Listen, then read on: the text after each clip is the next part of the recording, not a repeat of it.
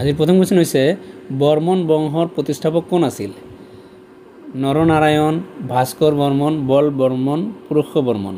ইয়াৰ শুদ্ধ উত্তৰ হৈছে পুৰুষ বৰ্মন বা পুষ্য বৰ্মন বুলি ক'লেও হ'ব।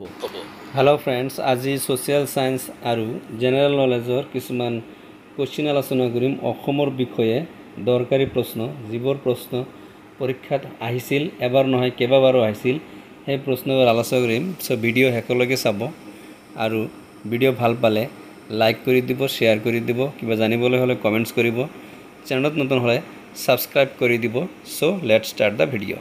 কুৱেশ্চন নম্বৰ 2, দেশৰ বাবে প্ৰাণ দিয়া প্ৰথম অসমীয়া ব্যক্তিজনৰ নাম কি? অপশ্যনবিলাক চাই লওক। অপশ্যন ক মণিৰাম দেৱান, অপশ্যন খ কনকলতা, অপশ্যন গ পিয়লি ফুকন, অপশ্যন ঘ গমধৰ কোঁৱৰ। ইয়াৰ শুদ্ধ উত্তৰ হ'ব অপশ্যন গ পিয়লি ফুকন। কুৱেশ্চন নম্বৰ 3, প্ৰথমবাৰৰ বাবে মুছলমানে অসম আক্ৰমণ কেতিয়া কৰিছিল? অপশ্যনছ আছে।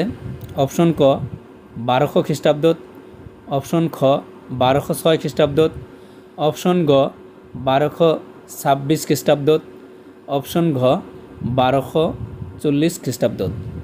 ইয়াৰ শুদ্ধ উত্তৰ হ'ব অপশ্যন খ 1206 খ্ৰীষ্টাব্দত। কুৱেশ্চন নম্বৰ 4, শংকৰদেৱৰ জন্ম কেতিয়া হৈছিল? অপশ্যনছ আছে। অপশ্যন ক 1435 খ্ৰীষ্টাব্দত, অপশ্যন খ 1442 খ্ৰীষ্টাব্দত, অপশ্যন গ 1449 খ্ৰীষ্টাব্দত, অপশ্যন ঘ 1456 খ্ৰীষ্টাব্দত। ইয়াৰ শুদ্ধ উত্তৰ হৈছে অপশ্যন গ, আমি সকলোৱে জানো 1449 খ্ৰীষ্টাব্দত। কুৱেশ্চন নম্বৰ 5, শৰাইঘাটৰ যুদ্ধ কেতিয়া হৈছিল? বহুত পৰীক্ষাত এইটো কুৱেশ্চন আহি থাকে। অপশ্যনছবিলাক চাই লওক। অপশ্যন আছে 1657 খ্ৰীষ্টাব্দত, অপশ্যন খ 1662 খ্ৰীষ্টাব্দত, অপশ্যন গ 1671 খ্ৰীষ্টাব্দত, অপশ্যন ঘ 1675 খ্ৰীষ্টাব্দত। ইয়াৰ শুদ্ধ উত্তৰ হ'ব অপশ্যন গ 1671 খ্ৰীষ্টাব্দত। প্ৰশ্ন নম্বৰ 6, মানসকলে প্ৰথম অসম আক্ৰমণ কেতিয়া কৰিছিল? বহুত পৰীক্ষাত এইটো আহি থাকে। অপশ্যনছ 1808 খ্ৰীষ্টাব্দত, অপশ্যন খ 1810 খ্ৰীষ্টাব্দত, অপশ্যন গ 1812 খ্ৰীষ্টাব্দত, অপশ্যন ঘ 1815 খ্ৰীষ্টাব্দত। ইয়াৰ শুদ্ধ উত্তৰ হ'ব অপশ্যন ঘ 1815 খ্ৰীষ্টাব্দত। প্ৰশ্ন নম্বৰ 7, প্ৰাচীন অসমৰ ঐতিহাসিক চহৰ বুলি কোনখন চহৰক কোৱা হয়? অপশ্যনছ তিনিচুকীয়া, শিৱসাগৰ, যোৰহাট, তেজপুৰ। অপশ্যন খ হ'ব ইয়াৰ উত্তৰ শিৱসাগৰ। প্ৰশ্ন নম্বৰ 8, আহোমসকলৰ প্ৰথম ৰজাজনৰ নাম কি? অপশ্যনছ ক ৰুদ্ৰসিংহ, খ চুকাফা, গ শিৱসিংহ, ঘ প্ৰমত্ত সিংহ। ইয়াৰ শুদ্ধ উত্তৰ হ'ব খ চুকাফা। প্ৰশ্ন নম্বৰ 9, কোচ ৰাজ্য প্ৰতিষ্ঠা কোনে কৰিছিল? অপশ্যনছ বিশ্বসিংহ, খ নৰনাৰায়ণ, গ নীলধ্বজ, ঘ চুকাফা। ইয়াৰ শুদ্ধ উত্তৰ হ'ব খ অপশ্যন নৰনাৰায়ণ। প্ৰশ্ন নম্বৰ 13, পৰীক্ষিত নাৰায়ণ কাৰ পুত্ৰ আছিল? অপশ্যনছ ক বিশ্বসিংহ, খ নৰনাৰায়ণ, গ ৰঘুদেৱ, ঘ চুকাফা। ইয়াৰ শুদ্ধ উত্তৰ হৈছে অপশ্যন গ ৰঘুদেৱ। প্ৰশ্ন নম্বৰ 11, কছাৰীসকলৰ প্ৰথম ৰাজধানী ক'ত আছিল? অপশ্যনছ ক চৰাইদেউ, খ শদিয়া, গ ডিমাপুৰ, ঘ কামৰূপ। ইয়াৰ শুদ্ধ উত্তৰ হৈছে গ ডিমাপুৰ। প্ৰশ্ন নম্বৰ 12, হিউৱান চাঙে অসম ভ্ৰমণ কৰাৰ সময়ত কামৰূপৰ ৰজা কোন আছিল? অপশ্যনছ আছে। ক কল্যাণ বৰ্মন, খ ভাস্কৰ বৰ্মন, গ নৰনাৰায়ণ, ঘ বিশ্বসিংহ। ইয়াৰ শুদ্ধ উত্তৰ হৈছে খ ভাস্কৰ বৰ্মন। প্ৰশ্ন নম্বৰ 13, হৰ্ষচৰিত কোনে ৰচনা কৰিছিল? এই কুৱেশ্যনটো প্ৰায় আহি থাকে। অপশ্যনছ ক কালিদাস, খ বাণভট্ট, গ কৌটিল্য, ঘ শিলাদিত্য। ইয়াৰ শুদ্ধ উত্তৰ হৈছে খ বাণভট্ট। প্ৰশ্ন নম্বৰ 14, আহোমসকলৰ শেষ ৰজাজনৰ নাম কি আছিল? অপশ্যনছ ক শিৱসিংহ, খ ৰুদ্ৰসিংহ, গ জয়দেৱ সিংহ, ঘ পুৰন্দৰ সিংহ।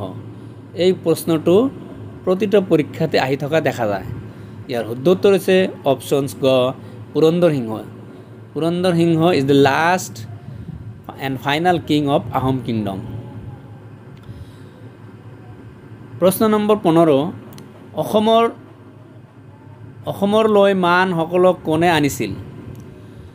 অপশ্যনছ প্ৰমত্ত সিংহই, খ গদাধৰ সিংহই, গ লাচিত বৰফুকন, ঘ বদন বৰফুকন। ইয়াৰ উত্তৰ হৈছে অপশ্যনছ গ বদন বৰফুকন। প্ৰশ্ন নম্বৰ 16, মহাৰাজ নৰনাৰায়ণৰ আচল নাম কি আছিল? বহুত ইম্পৰ্টেণ্ট কুৱেশ্যন। ক শুক্লধ্বজ সিংহ, খ দুৰ্লভ, গ মল্লদেৱ, ঘ ভট্টদেৱ। ইয়াৰ শুদ্ধ উত্তৰ হৈছে অপশ্যন গ মল্লদেৱ। প্ৰশ্ন নম্বৰ 17, ভাগৱতখন কোনে সংস্কৃত ভাষাৰ পৰা অসমীয়ালৈ অনুবাদ কৰিছিল? ইয়াৰ শুদ্ধ উত্তৰ হ'ব, ইয়াৰ অপশ্যনছ আছে।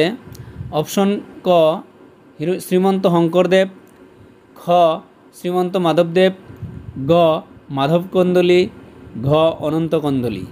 ইয়াৰ শুদ্ধ উত্তৰ হ'ব অপশ্যন গ অনন্ত কন্দলী। প্ৰশ্ন নম্বৰ 18, কছাৰীসকল কোন জনগোষ্ঠীৰ লোক আছিল? অপশ্যনছ আছে। ক কছাৰী, খ বড়ো, গ মংগোলীয়, ঘ আহোম। ইয়াৰ শুদ্ধ উত্তৰ হৈছে গ মংগোলীয়। প্ৰশ্ন নম্বৰ 19, চুতীয়াসকলৰ ৰাজধানী ক'ত আছিল? অপশ্যনছ ক চৰাইদেউ, খ ধুবুৰী, গ শদিয়া, ঘ শিৱসাগৰ। ইয়াৰ শুদ্ধ উত্তৰ হৈছে গ শদিয়া। প্ৰশ্ন নম্বৰ 20, নৱবৈষ্ণৱ ধৰ্মৰ ইষ্ট দেৱতা কোন আছিল? অপশ্যনছ ক গণেশ, খ শিৱ, গ কৃষ্ণ, ঘ বিশ্বকৰ্মা।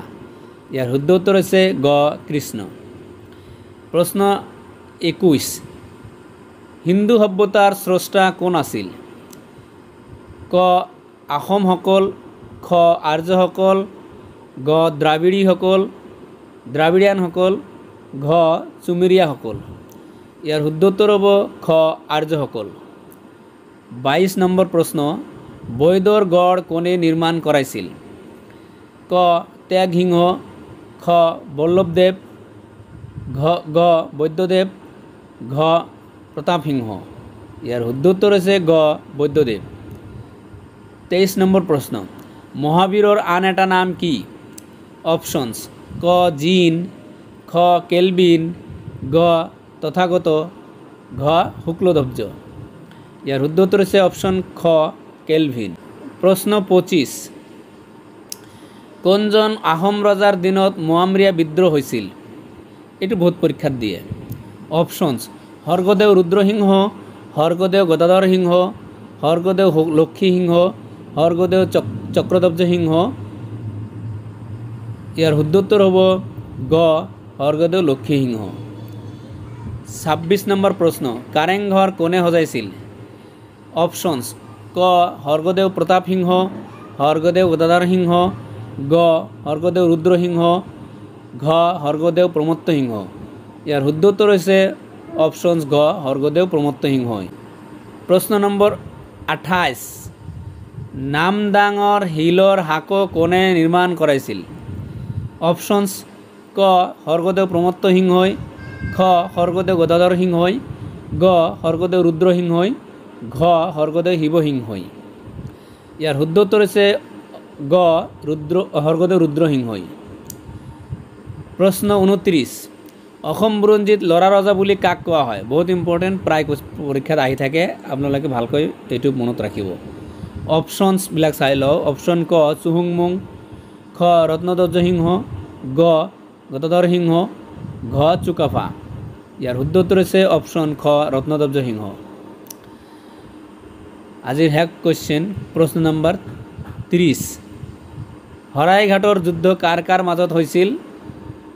ক পাল বংশ আৰু চুতীয়া বংশৰ মাজত, খ কোচ আৰু আহোমসকলৰ মাজত, গ আহোম আৰু মোগলসকলৰ মাজত, ঘ মান আৰু আহোমসকলৰ মাজত।